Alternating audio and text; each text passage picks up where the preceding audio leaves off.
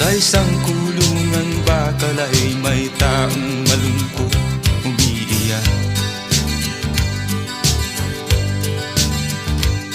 Ang tanong niya sa sarili ay kailan magigising na ng liwanag.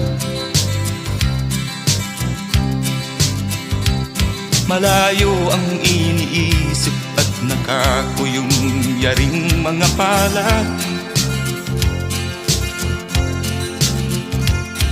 Bakit daw siya nagdurusa sa kasalanang di niya ginawa? Kahapon lamang ay kapiling niya kanyang asawa at anak. Namumuhay ng tahimik.